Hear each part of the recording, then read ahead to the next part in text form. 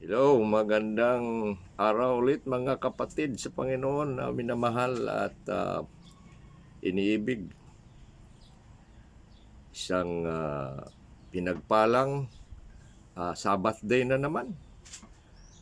Pinagpala talaga sapagkat ang mga araw na itinalaga ng Diyos para sa atin, itong Sabbath day sa bawat linggo ay pinagpapala talaga. Sapagkat ang araw na ito ay pinili ng Diyos, sabi ng Biblia, pinagpala ng Diyos, inaalaala ng Diyos, at ito ay banal na panahon, banal na araw. Kaya pakabanalin natin. At banal na pagsasama, banal na pakikinig. Ang ating pangangaral ng salita ng Diyos ay isang bahagi ng pagsamba. Bahagi ng inyong pagsamba, bahagi ng pagsamba sa mga anak ng Diyos, sa mga mananampalataya ng Diyos, kagaya diyan sa inyo. Tayo muna idadako sa isang mahalagang panalangin upang tayo'y biyayaan, pagpapalain ng Diyos. Makapangyarihang Diyos, kami ay lumalapit sa inyo sa pamamagitan ng inyong anak na si Kristo Jesus. Nagpapasalamat, nagpupuri kami sa inyong dakilang pangalan at aming itinataas sa pagkakataong ito na ikaw ay mangusap sa amin. Ikaw ay sa inyong kapangyarihan, sa pamamagitan ng Espiritu ay buksan nyo ang aming mga pag-iisip, ang aming mga sarili, ang aming puso, upang makinig kami ng maayos at makaunawa sa mga bagay ayon sa inyong kalooban na inyong ituturo sa amin, na inyong bubuksan sa amin, na inyo kaming pagpalain at palakasin. Purihin ka sa inyong mga salita na mabiyaya at buhay na salita. Samahan nyo kami at pagpalain sa pangalan ni Kristo Jesus. Amen. Sa nakalipas na Sabbath day mga kapatid, sinimula natin, tinuloy pala natin ang pagsamba. Nagsimula tayo sa pagsamba, pumunta tayo sa panalangin, pagsamba na naman last week. Kaya anong tinalakay natin? Tinalakay natin ang mga dahilan ng pagsamba. 3 bagay lamang ang ating tinalakay doon. Naway hindi ninyo nalimutan sa inyong pakikinig at sa mga bagay na sinulat naman natin dyan. Naway i-review ninyo, basahin ninyo at bigyan natin ng pinakamataas na halaga, value ang mga bagay na ituturo ng Diyos, tinuturo ng Diyos sa atin. 3 bagay na mga dahilan ng pagsamba. Una, kahabagan ng Diyos. Ang habag ng Diyos na ipinagkaloob sa atin, tayo'y sa kanyang biyaya, kinahabagan, binuhay sa kamatayan, pinatawad, ialay ang ating sarili. Pinakamataas na halaga at pinakamataas na pagpapahalaga. Pangalawa, sambahin natin ang Diyos dahil kalooban niya ito. Kalooban niya at iniutos niya at kailangang gagawin dahil ang Biblia nagsasabi, hinahanap niya ito. Hinahanap ang mga mananamba ng tunay. Pangatlo, ang pagsamba ay kailangan dahil sa kanyang kadakilaan. Ang Diyos natin ay dakila. Tunay na pinakadakila. Ang kailangan na nanginginig tayo sa kanyang harapan.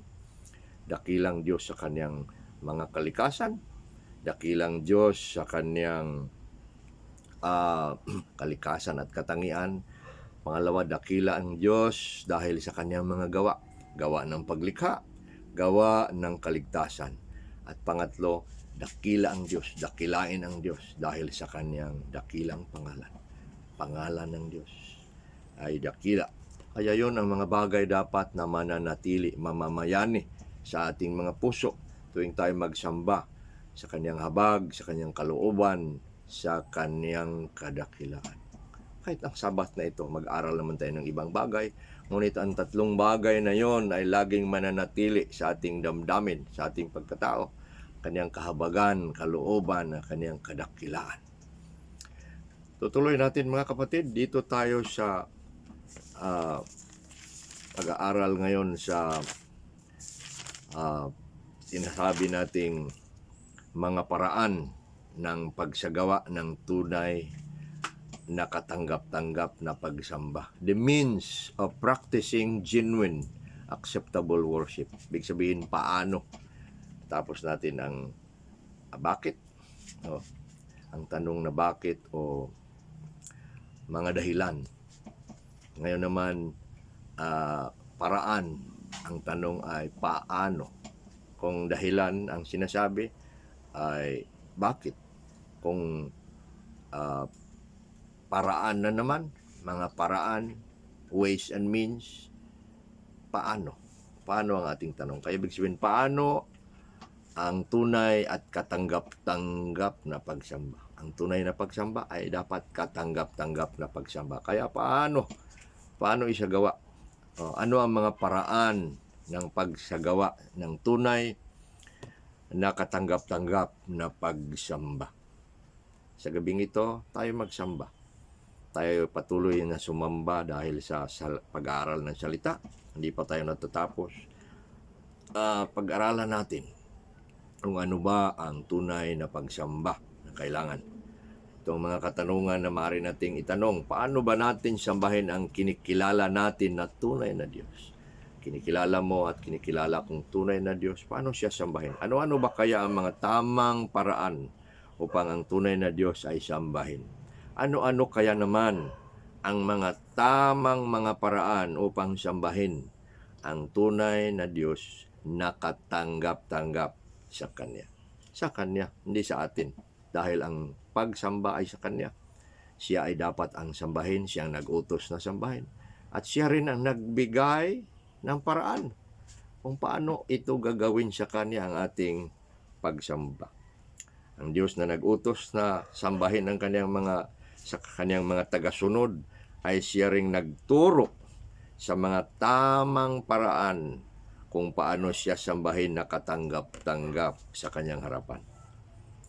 Ibig kong alamin natin mga kapatid ang mga itinuro ni Jesus na mga wastong paraan upang sambahin ang Ama na katanggap-tanggap sa Kanya. Dito tayo pupunta sa Juan Kapitulo 4. Medyo mahaba-haba ito, hindi lang natin basahin. May mga bagay tayong babasahin. At ituunin nyo ang inyong mga Biblia sa Juan Kapitulo 4. At ang unang paraan ng pagsamba sa tunay na Diyos ay ito. Ang tunay na pagsamba, pakinggan natin, ang tunay na pagsamba ay nangangailangan ng wasto at tunay na kaalaman sa tunay na Diyos at tunay na ugnayan sa Kanya. Dalawang bagay, sa tunay na pagsamba, sa paano sambahin ang Diyos na tunay, kailangan tayo ng wasto at tunay na kaalaman sa tunay na Diyos at tunay rin na ugnayan sa Kanya. Kaya kaalaman sa Kanya at ugnayan sa Kanya. Kailangan tayong magkaroon ng tunay na kaalaman sa Kanya at tunay na ugnayan sa Kanya. Ang dalawang ito ay nagsasama. Di mo pwedeng paghiwalayin. Kung gusto kang magkaroon ng ugnayan sa Diyos, kailangan ka ng pagkakilala sa Kanya na tunay. Kung kilala mo siyang tunay, karoon ka ng ugnayan. Kaya hindi mo pwedeng hiwalayin. Hindi ka maaaring kumilala lang sa Diyos at hindi ka maaaring may ugnayan sa Kanya. Kung mali na pagkakilala, siguro, wala kang ugnayan. Maaaring may kaalaman ka sa Diyos, pero walang ugnayan sa Diyos. Ibig sabihin, mali na kaalaman. Ang tunay at tamang kaalaman sa Diyos, magbibigay o magdudulot ng tunay na ugnayan. Ugnayan, relasyon sa Kanya.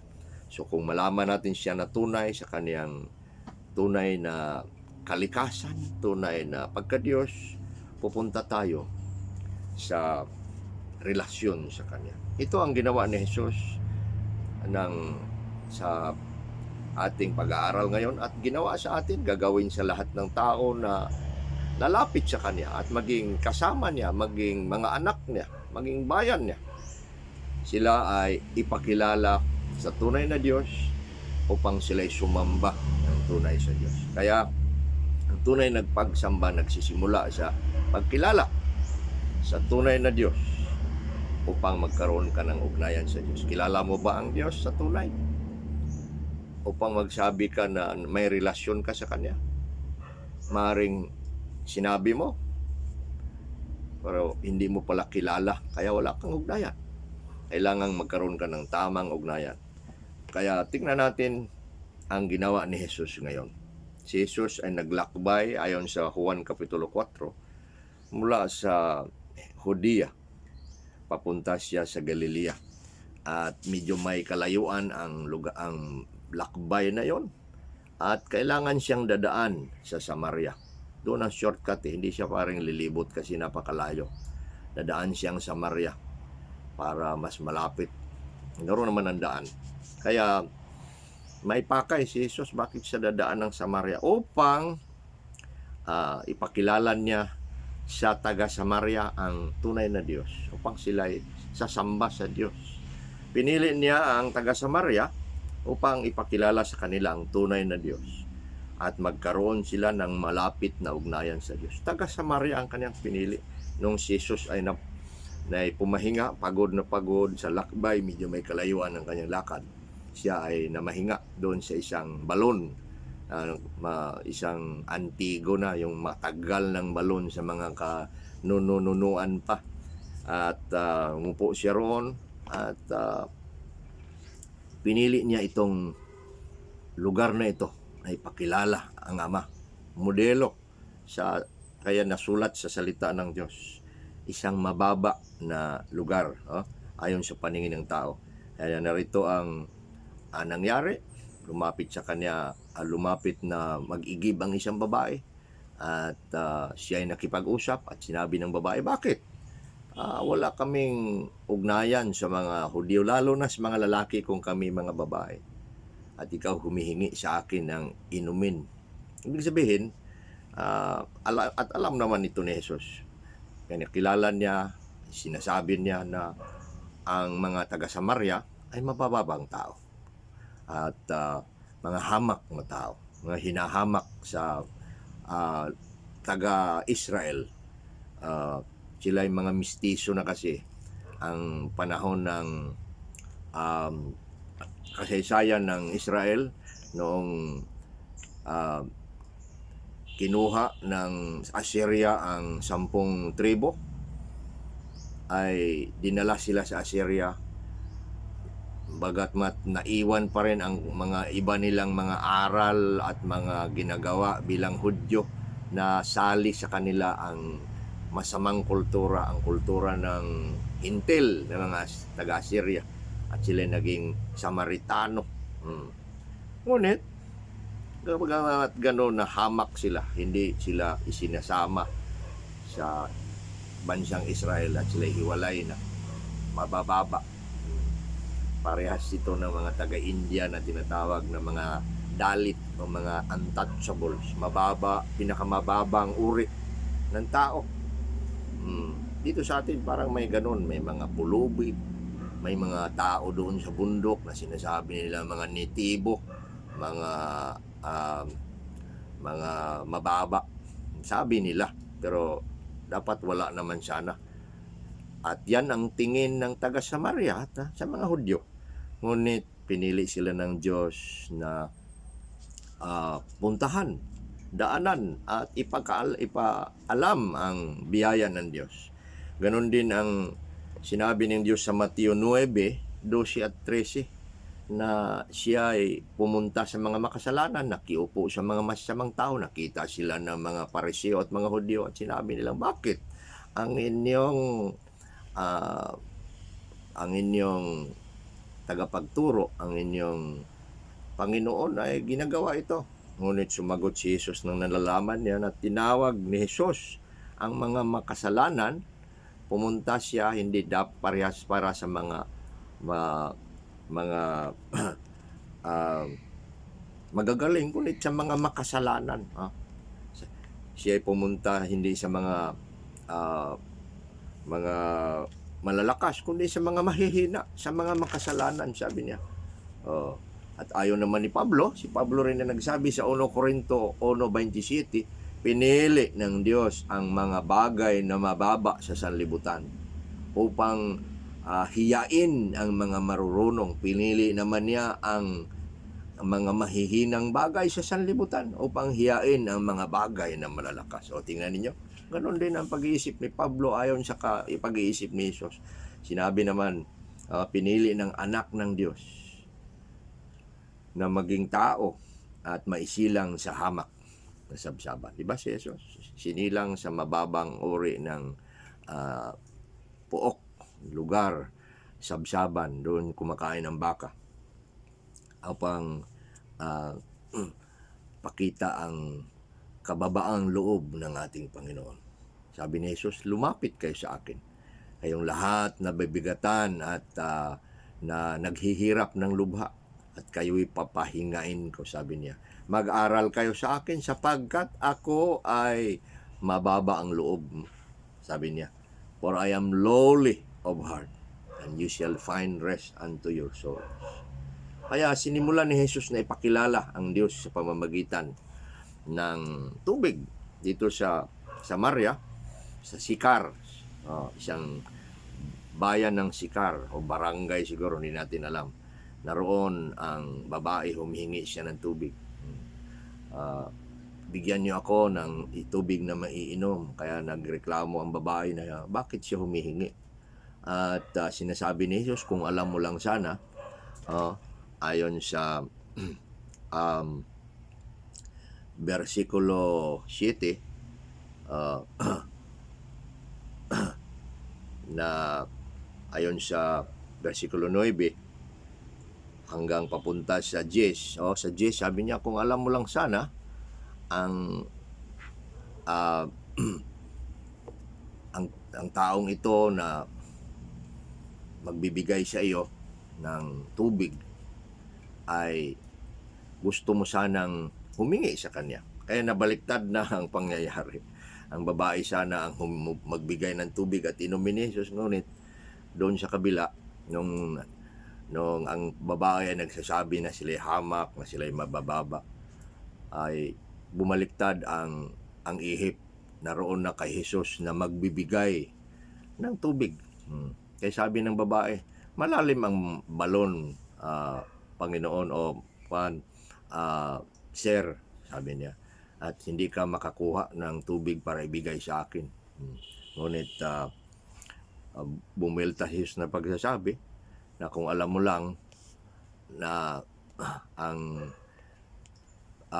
biyaya ng Diyos, ang taong ito na magbibigay sa iyo ng tubig, ay hihingi ka sa kanya ng tubig na ito.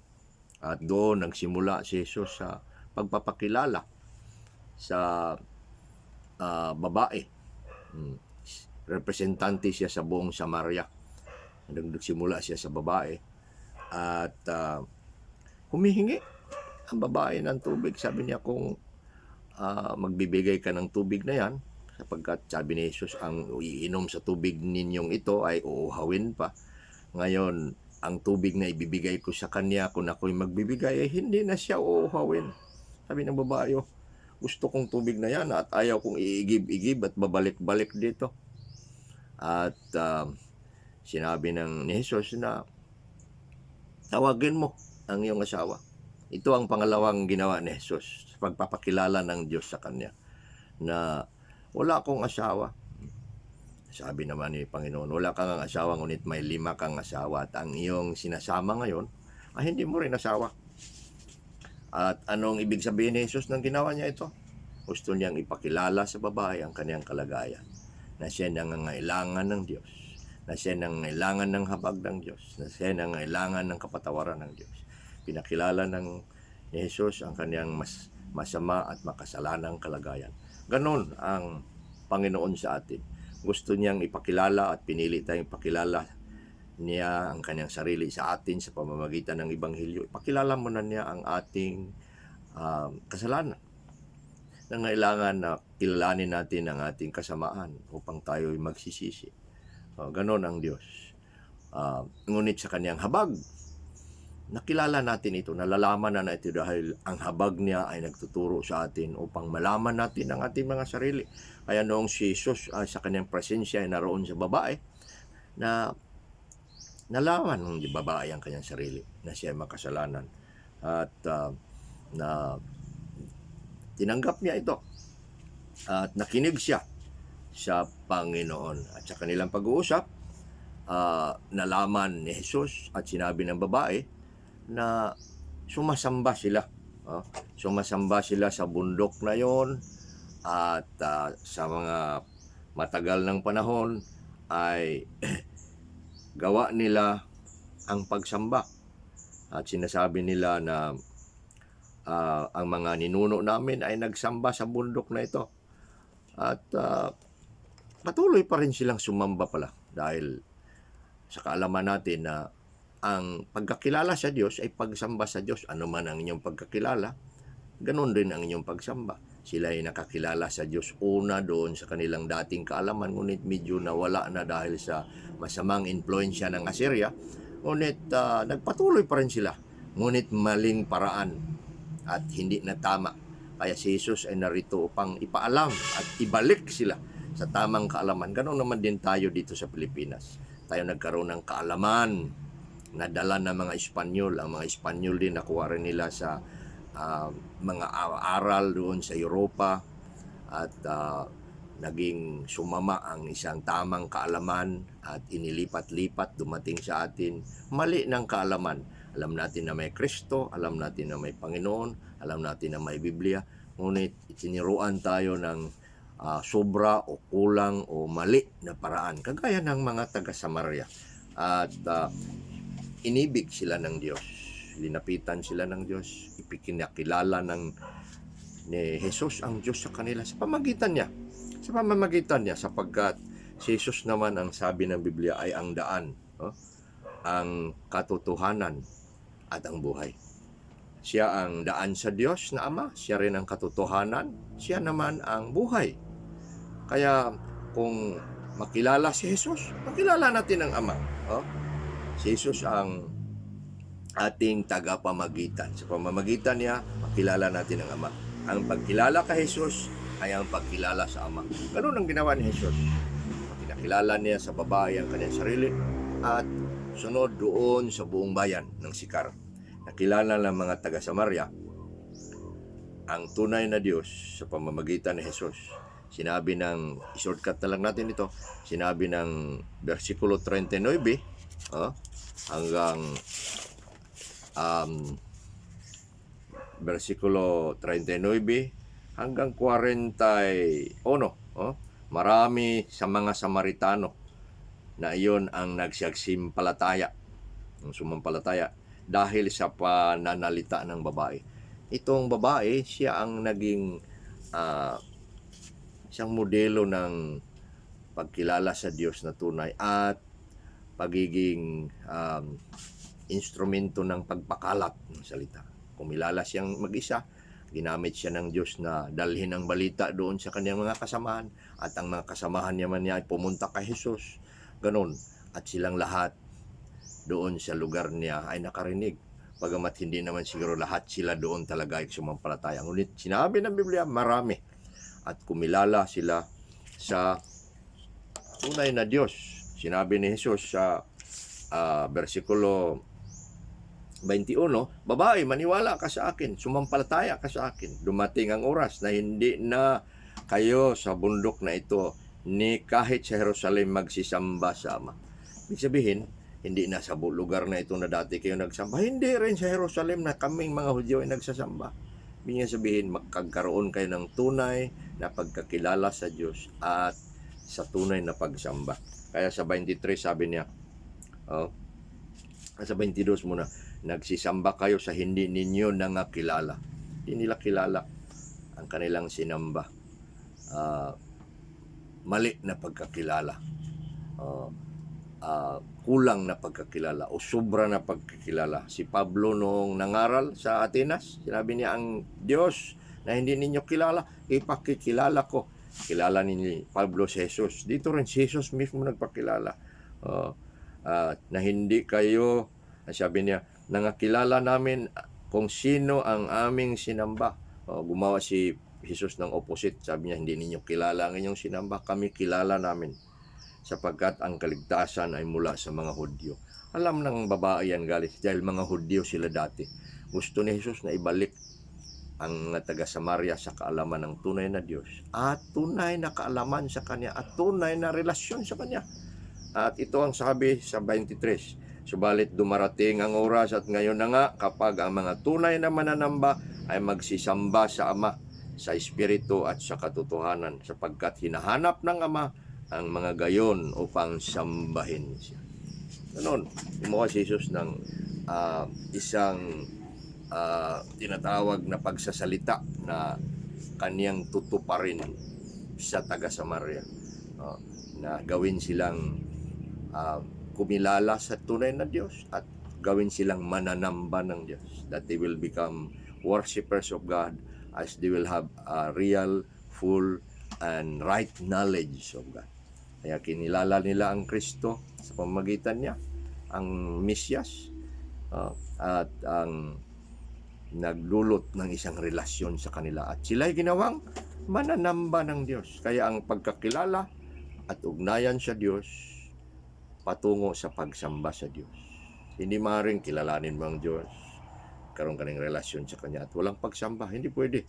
Dahil pag makilala mo ang Diyos, magkaroon ka ng relasyon sa Diyos, pupunta yan sa pagsamba sa Diyos. Ganon tayo.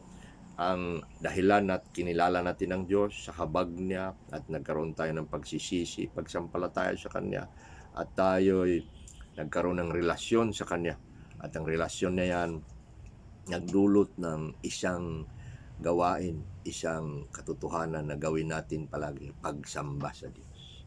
Karoon ka na ba ng tunay na relasyon sa Diyos sa pagmagitan ng pagkilala mo kay Kristo? Yun, ikaw ay gawin niyang mananamba. Siya nang una na paraan ng pagsamba, nangailangan na magkaroon tayo. Ang tunay na pagsamba ay nangangailangan ng wasto at tunay na kaalaman sa tunay na Diyos at tunay rin na ugnayan sa Diyos. Kaalaman at ugnayan. Ikaw na ay isang mananamba. Natapos niyan, pangalawa, ang tunay na Diyos ay dapat sambahin ayon sa Espiritu. Putulin natin kasi sinabi ng Biblia, ang tunay na Diyos ay sambahin ayon sa Espiritu at katotohanan. Dito tayo muna sa Espiritu dahil mahaba-haba itong usapan. Kaya pangalawa, ang tunay na Diyos ay dapat sambahin ayon sa Espiritu. Espiritu. Sa Juan 4:23 at 24, ito ang sinabi. Dumarating ang oras, ngayon na nga upang sambahin. Upang ang tunay na mananamba ay magsisamba sa Ama sa Espiritu.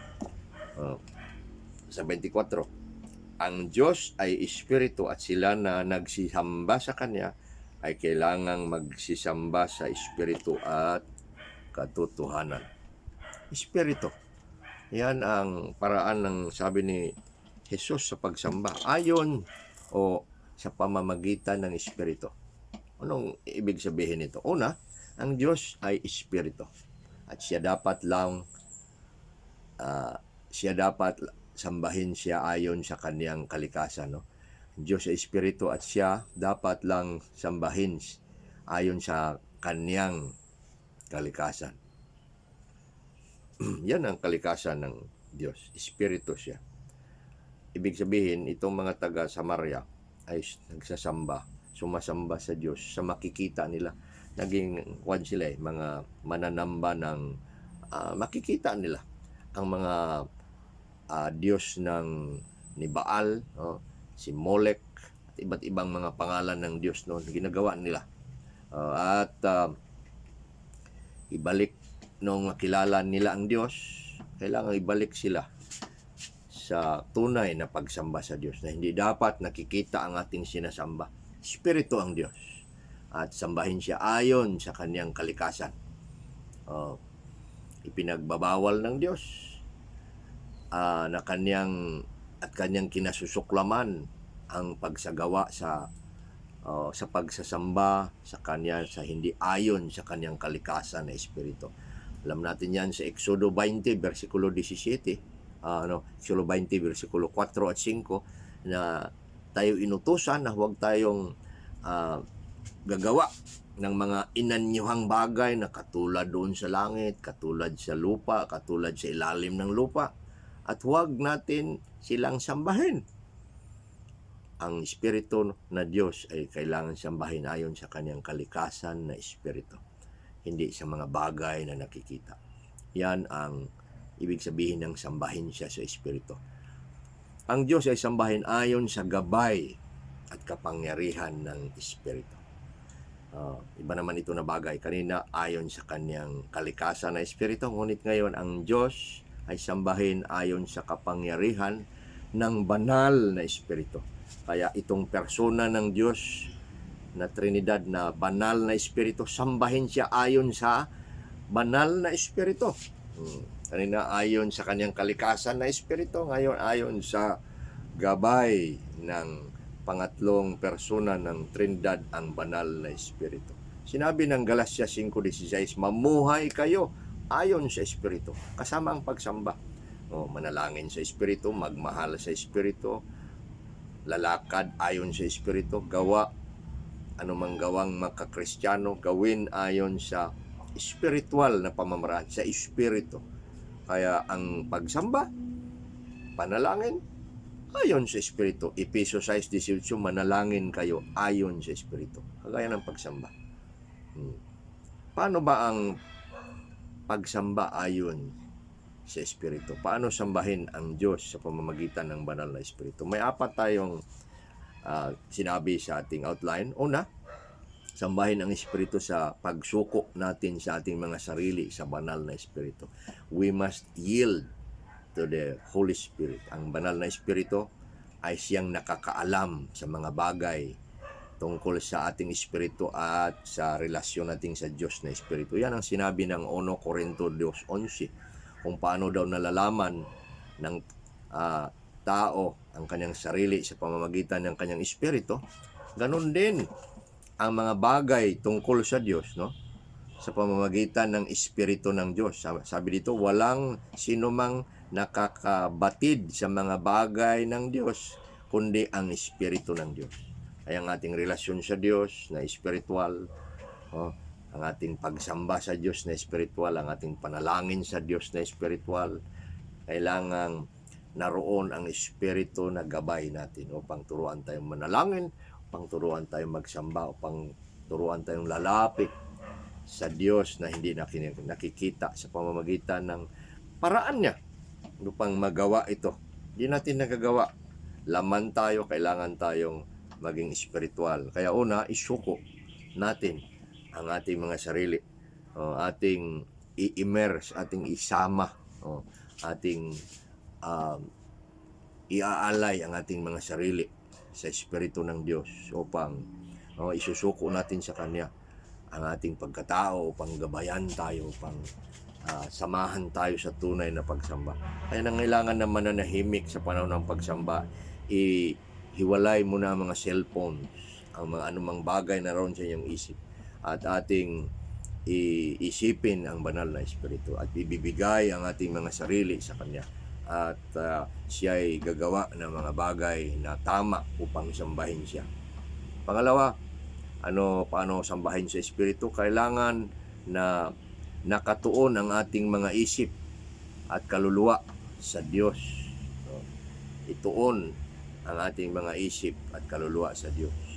Awit 25:1, sinabi ni David, sa iyo, Panginoon, itinataas ko ang aking kaluluwa.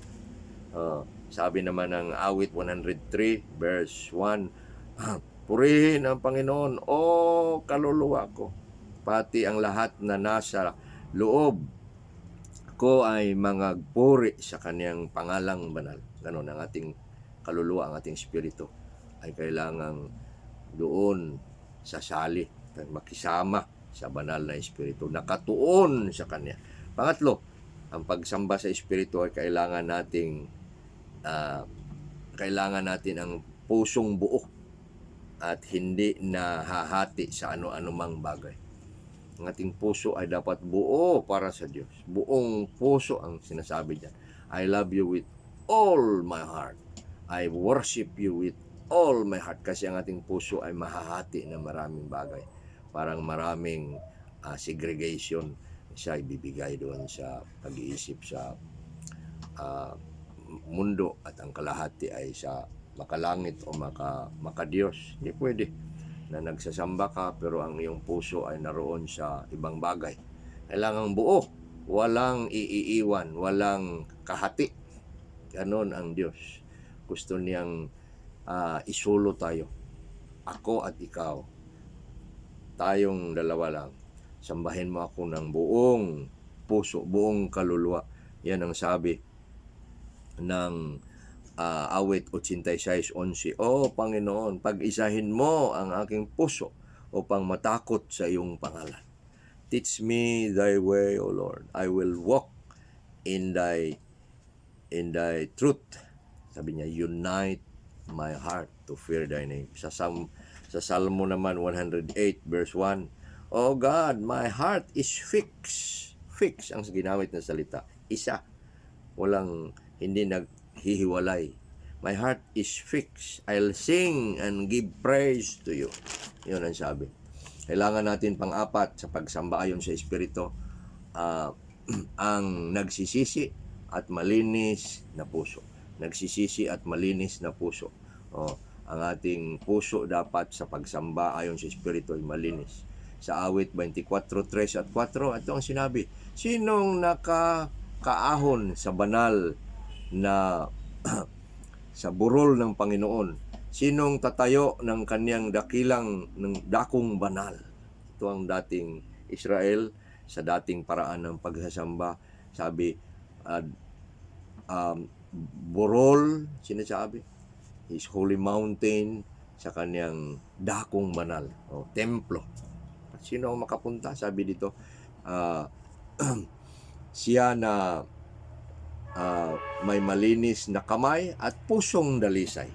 Ibig sabihin malinis, nagsisisi. Sa awit 15 versikulo 1 at 2, Panginoon, sino ang manunuluyan sa iyong tabernakulo, dating pagsamba sa dating tipan? Sino ang maninirahan sa burol ng mong banal? Siya na lumalakad na matuwid at gumagawa ng tama. Nagsasabi ng katotohanan sa kanyang puso. Sabihin, malinis. Tayo dapat ay lalapit sa Diyos. Maaaring sa umaga sa ating pagmanalangin at pagsamba, malinis. Maaaring sa gabi sa ating pag-uwi at tayo manalangin at magsamba, malinis. Maaaring sa bawat Sabbath day kanito, dapat tayo malinis. Hindi katanggap-tanggap ang ating buhay, pagsamba, anumang bagay na nakakasira sa harapan ng Diyos ay dapat tanggalin. Dapat tayo malinis at upang katanggap-tanggap ang ating pagsamba. Ganon ang pangalawang ating pag-aralan ngayon, ang pagsamba ayon sa Espiritu, sa pamamagitan ng Espiritu. Pangatlo at katapusan, ang pagsamba, ang tunay na Diyos ay dapat sambahin sa pamamagitan ng katotohanan. Sambahin ang Diyos ayon sa Espiritu at ayon sa katotohanan, sa pamamagitan ng katotohanan. Ang bawat mananampalataya ay pinalaya sa katotohanan upang sumamba sa katotohanan. Tayong mga mananampalataya, ginagawa tayo ng Diyos na mananamba sa Kanya sa pamamagitan ng pagpapalaya sa atin ayon sa katotohanan. Juan 8:31, you will know the truth and the truth will set you free. Dinala tayo sa katotohanan upang dalhin tayo sa makatotohanang pagsamba. Kaya ang katotohanan ay makapangyarihan, nagpapalaya at nagtuturo ng tunay na pagsamba. Ang lahat ng bagay ayon sa Diyos ay makatotohanan. Makatotohanang pagpapalaya sa Ebanghelyo. Ang Ebanghelyo nagpalaya sa atin. Ang mga malalaya ay sasamba naman ngayon sa pamagitan ng katotohanan. Hindi tayo dapat lalayo sa katotohanan. Ang katotohanan ay paraan ng pagsamba. Ang pagsamba ay sa Diyos at sa kalooban, no, ng Diyos sa bawat mananampalataya. No? Ang pagsamba ay sa Diyos at kalooban ng Diyos sa bawat na mananampalataya, kaya dapat siyang sambahin ayon sa kaniyang pasya. Sa kaniyang pasya na ipinahahayag na mga katotohanan. Pagsamba ay sa kanya. Siya ay dapat sambahin. Mayroon siyang pasya ng mga katotohanan na dapat sang-ayon tayo, alamin natin, at sundin natin. Ito ang pagsamba sa katotohanan. Ang pagsamba sa Diyos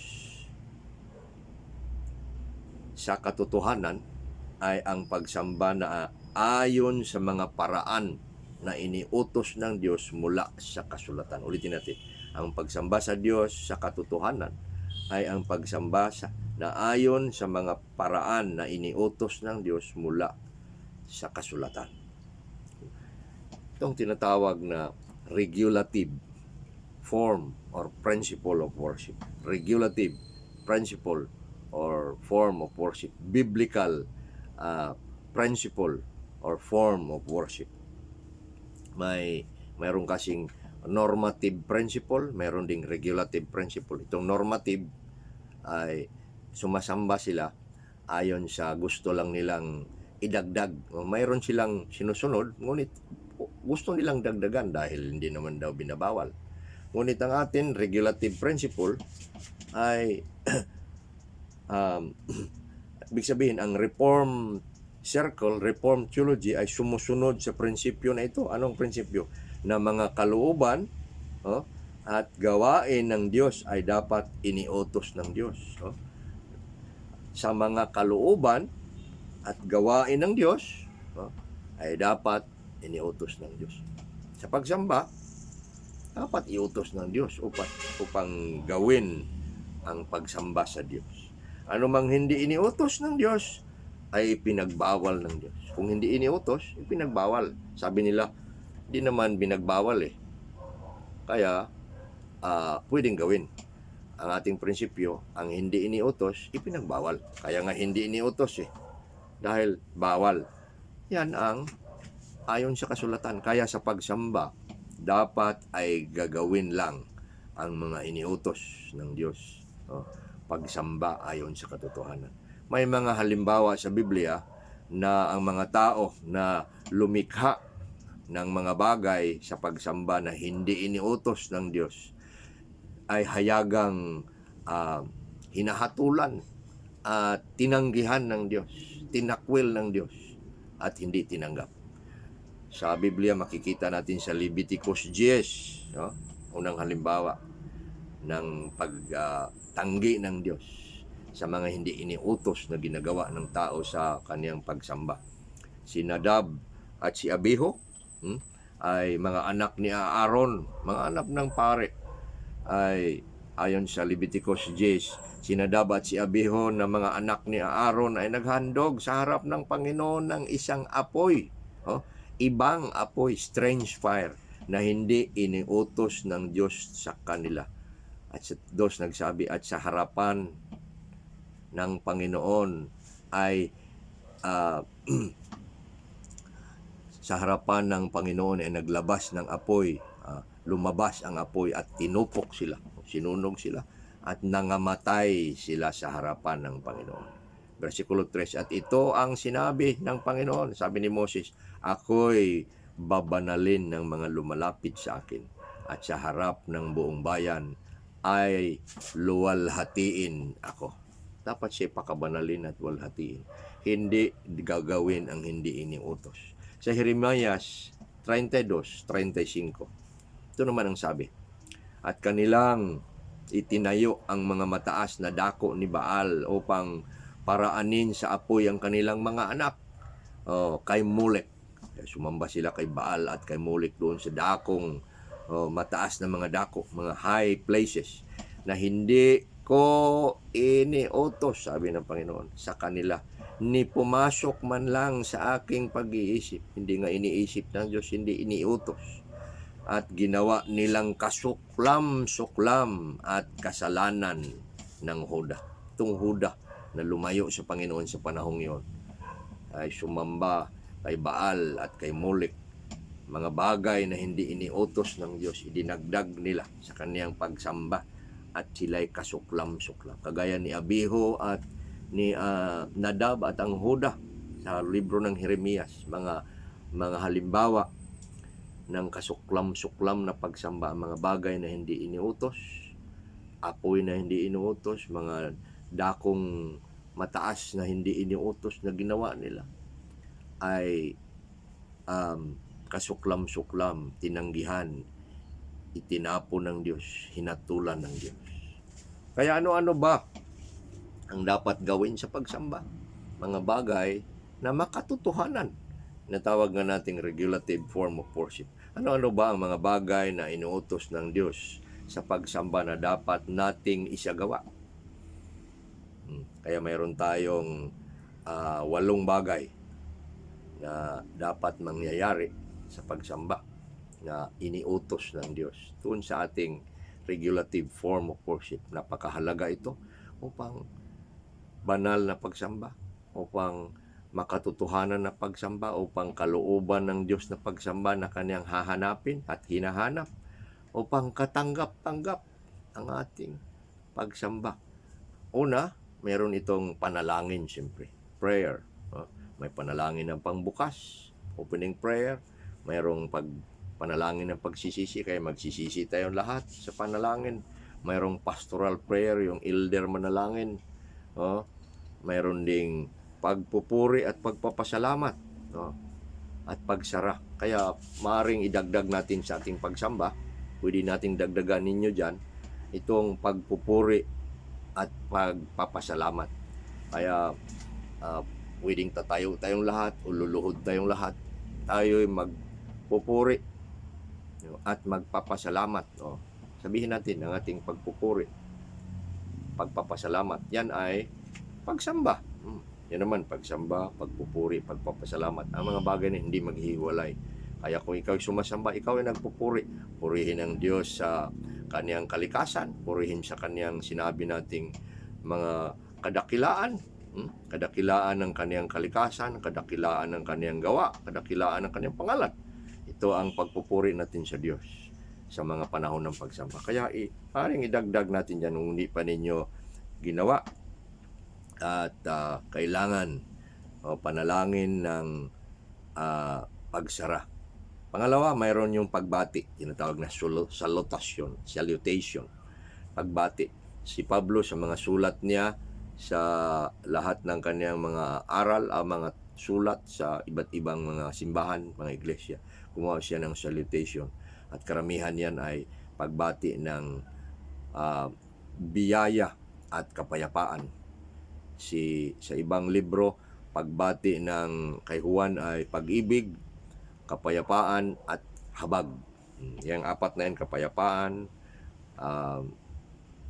biyaya, pag-ibig, at yun ang mga bagay na tinatawag na pagbati. Pagbabasa ng Biblia sa 1 Timoteo 4:13 na iniutos ni Pablo na ang pagbabasa, lalo na sa public reading. Pagbabasa, kaya mayroon tayong pagbabasa. Ang inaasahin na magbasa, mayroon ding pastor na magbasa bago siya magmensahe. At pagbabasa, mayroon ding sa opening na tinatawag na call to worship, pagbabasa. Sa iyong benediction, binabasa rin, pagbabasa ng Biblia. Pangangaral ng Biblia, ito ang pinakamataas na ang Diyos ay gagawa doon sa ating pagsamba. Mangusap ang Diyos. Makikinig tayo. Tayo ay makikinig at gagawa sa kaniyang mga kalooban. Kaya pangangaral ng Biblia, 2 Timoteo 4:2, sabi ni Pablo kay Timoteo, preach the word, ipangaral ang salita. Tapos ng pangangaral ng Biblia, mayroon itong pagbibigay o pag-aalay ng mga handog. Kaya iaalay muna natin ating mga sarili bago tayo mag-aalay ng mga handog. Kaya ang ating salapi, ialay. Dahil nag-alay na tayo ng ating mga sarili. Dati nating pinag-aralan yan ng mga nakaraang mga buwan. Pag-aalay ng ating mga salapi. Sinabi natin na mas pinakamababa ang 10 o 10%. Pag-aalay ng buong puso. Pagtatanim, paghahasik sa mga bagay na gusto mong ikaw ay pagpapalain.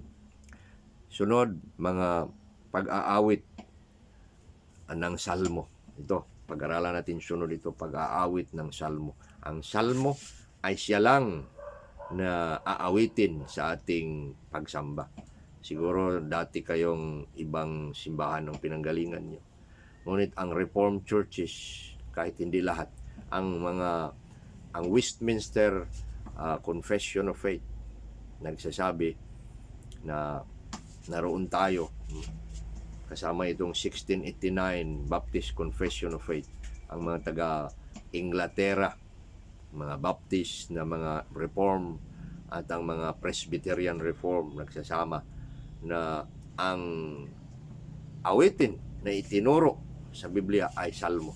Hindi lang ito dahil Reform or Baptist Reform, kundi iniutos talaga sa Biblia. 3 lugar lang sa Biblia ang nag-utos. Awit 95:2, Awit 105:2, at 1 Chronicle 16. Nagtuturo ng pag-awit sa mga salmo. Alam nyo, sa kasaysayan ng Biblia, ng Iglesia, simula ng namatay si Jesus sa 3rd century BC, AD, hanggang ngayon, hanggang sa 18th century, salmo lang ang inaawit. 1,800 years, salmo ang inawit ng Iglesia. Ngunit simula ng 18th century, medyo ang karamihan ay umalis. Nagsawa siguro sa salmo. Sa mga sobra ng 200, no? Umawit na tayo ng iba't ibang awit. Kaya 1,800, i-diferensya mo sa 180, ang layo-layo ng 1,800. Salmo ang inawit. Ngayon, marami pa rin nagpapatuloy sa salmo, ngunit marami nang hindi at hindi na tama na pag-awit sa pagsamba. Sunod, ang hapunan ng Panginoon, itong Lord's Supper. Dapat ginagawa ninyo dyan. Ang bautismo. Kasama rin yan sa pagsamba. Kaya 8 bagay na tinatawag na regulative pagsamba sa Diyos ayon sa katotohanan. Ang mga bagay na ito ay ang dapat ginaganap ayon sa gabay ng Espiritu. Itong lahat ng ito, panalangin, pagbati, pagbabasa, pangangaral ng Biblia, pagbibigay ng mga handog, pag-aawit sa mga salmo, hapunan ng Panginoon, bautismo, ginaganap ayon sa Espiritu, at ito ang mga katotohanan. Pagsamba na dapat at katanggap-tanggap ay ayon sa Espiritu at sa katotohanan. Ngunit, hindi mangyayari ang pagsamba sa Espiritu at sa katotohanan kung walang pagkilala ng tunay sa Diyos at walang relasyon sa Diyos. Kailangan mo na magkaroon una. Ang tunay na pagsamba ay nangailangan ng wastong pagkakilala sa Diyos at tunay na relasyon o ugnayan sa Diyos. Kaya ikaw ay maaari nang sumamba ayon sa Espiritu at ayon sa katotohanan. Naway pinagpala kayo mga kapatid sa aral na ito. Ang tunay na pagsamba na kailangan ng bawat isa sa atin. Huwag nating dagdagan ang mga bagay na itinuro ng Diyos. Baka maparehas tayo kay sa mga anak ni Aaron na nangamatay at nangatupok ng apoy. At ang mga bagay na hindi dapat ay kailangang tanggalin. Ang pagsamba ay banal. Ang pagsamba ay sa Diyos. Ang Diyos ay nagbibigay ng paraan at kailangang alamin, sundin at gaganapin. Naway ang mga bagay na itinuro sa atin ng Diyos patuloy ay mga bagay na mahalaga sa atin mga bagay na ating pinahalagahan ng tama, ng mataas. Ang inyong mga notes diyan, babasahin ninyo. Huwag kayong magno-notes na hindi naman ninyo babasahin. May take notes tayo, may mga notes tayong ipinadala upang pag-aralan ninyo, basahin ninyo, reviewin ninyo, at bulay-bulayin ninyo. Siguro sa sunod na araw, gawin mong quiet time sa umaga, devotion, yung mga pinag-aralan natin, balik-balikin mo. Balik-balikin mo. Kagaya ng mga nakikinig kay Pablo na mga tao noon sa Berea. Nagtuturo siya, pag-uwi nila, pinag-aralan nila. Ganon din kayo. Huwag ninyong iiwan ang inyong mga notes dyan sa iglesia, sa simbahan. Notes nga, iwan mo. Pagbalik linggo, kunin mo naman. Sulat-sulat ka naman. Hindi maganda. Anong use ng iyong mga notes kung iiwan lang ninyo dyan, ilagay lang ninyo dyan? Walang silbi. Dapat makikita ng Diyos at nakikita naman niya kung ano tayo dedicated sa mga bagay na kanyang tinuturo. Purihin ang Panginoon sa aral na ito. Tayo manalangin. Panginoon naming Diyos at makapangyarihan sa lahat, kami ay nagpupuri sa paraan na ikaw ay nagpapakilala sa inyong sarili sa amin sa pamamagitan ni Kristo Jesus. Sa pamamagitan niya ay nakilala namin kayo. Purihin ka sa inyong anak na si Kristo Jesus na siyang daan, katotohanan at ang buhay. Purihin ka sa kaligtasan ng inyong anak na kami ay lininis sa kanyang dugo, na kami ay pinatawad, na kami ay kinahabagan. Aming iaalay sa inyo muli ang aming mga sarili upang kami nagpapahalaga at pinakamataas naming pagpapahalaga, at kami ay iyong turuan upang ikaw ay sambahin sa inyong kalooban, sa inyong kadakilaan, O Diyos, sa inyong mga gawa, sa inyong dakilang pangalan. Salamat sa inyong pagtuturo at mga biyaya sa amin sa inyong mga salita. Pagpalain niyo tuloy ang aming mga buhay at ipalaala at ibalik sa aming mga puso ang mga aral na ito na kailangan namin sa aming mga buhay. Dalangin namin ito sa pangalan ni Kristo Jesus. Amen. Salamat mga kapatid. Naway pinagpapala kayo sa mga bagay na ating tinalakay at pinag-aralan. Hanggang sa sunod, at magpapaalam ang inyong lingkod.